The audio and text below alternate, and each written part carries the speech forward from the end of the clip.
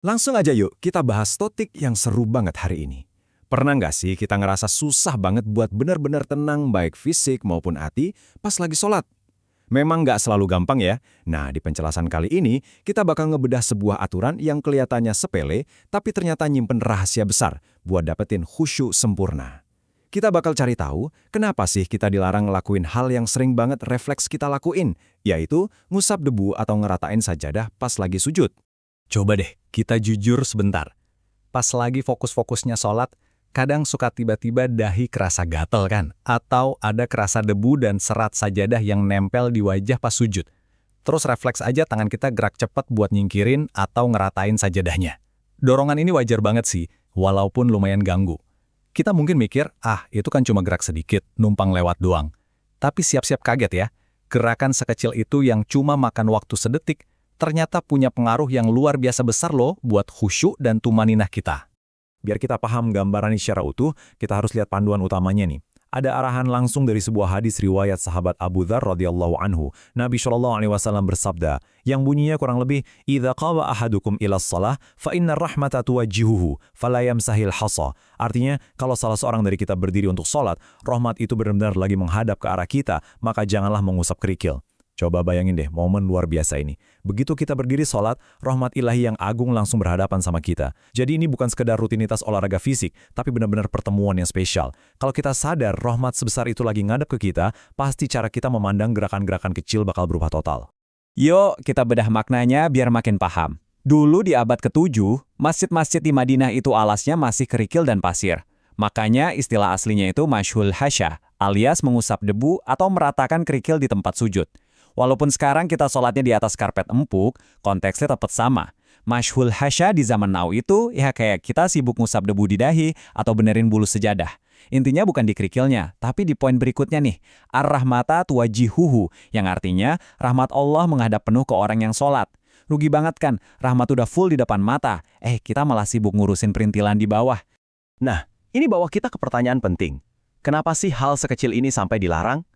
Kenapa gerakan yang kadang nggak kita sadari ini dapat perhatian khusus? Gampangnya gini deh, kita pakai analogi sederhana.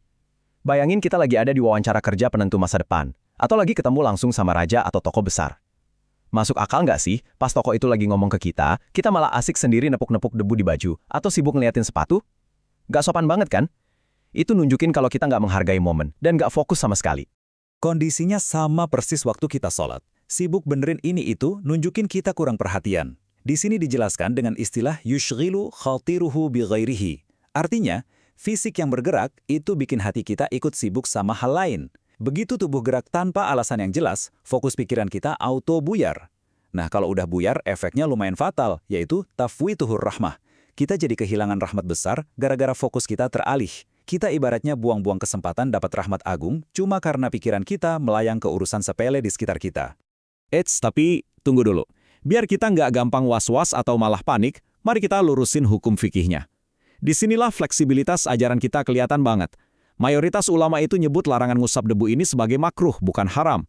Apa sih makruh itu? Makruh itu perbuatan yang dibenci dan sangat dianjurkan buat ditinggalin biar ibadah kita sempurna. Tapi selama gerakannya cuma sedikit, ini nggak haram mutlak sampai bikin sholat batal kok. Sholat kita tetap sah. Cuma ya itu, ketenangan dan kekhusyuannya jadi diskon besar-besaran. Paham? Bedanya hukum ini bikin kita bisa terus memperbaiki diri tanpa harus merasa frustrasi. Terus prakteknya gimana dong sehari-hari? Kita bandingin dua kondisi ini ya. Qoblah sholah alias sebelum sholat, kita justru dianjurkan banget loh buat ngeratain tempat sujud dan bersihin area sholat. Kenapa coba? Ya biar nanti pas sholat kita udah nggak perlu ngurusin hal itu lagi. Persiapan ini ampuh banget buat nyegah gangguan. Tapi beda cerita kalau udah asna as-sholah alias saat sholat berlangsung.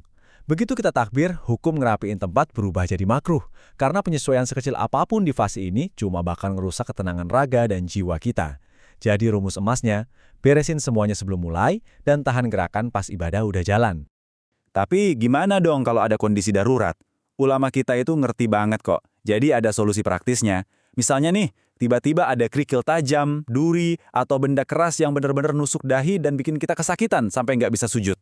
Pengecualiannya sangat logis. Kalau emang darurat dan nyakitin, nyingkirin hal itu dibolehin, tapi syaratnya dibatasi cuma pakai 1 kali usapan aja.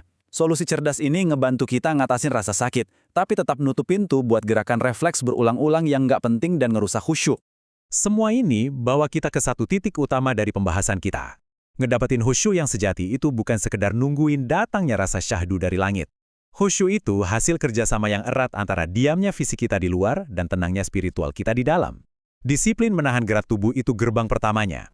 Pas kita berhasil maksa raga ini buat diam dan cuek sama godaan kecil yang gatal-gatal tadi, kita tuh sebenarnya lagi ngasih sinyal kuat ke dalam hati kita sendiri buat ikut diam, ikut fokus, dan siap nyambut rahmat yang datang. Sebagai penutup, yuk kita renungin pertanyaan mendalam ini. Kalau raga kita aja masih terus sibuk ngurusin hal sepele kayak sebutir debu atau sehelai benang, gimana caranya hati kita bisa siap menampung rahmat yang luar biasa besar dari pencipta kita? Biarin pertanyaan ini terus terngiang ya. Nanti pas sholat lagi, cobain deh tahan dorongan buat gerak-gerak kecil itu. Perhatiin gimana tenangnya fisik kita bakal mantulin kejernihan yang luar biasa ke dalam hati. Terima kasih udah ngikutin penjelasan kita kali ini. Semoga bisa ngasih sudut pandang baru yang langsung bisa kita praktikan.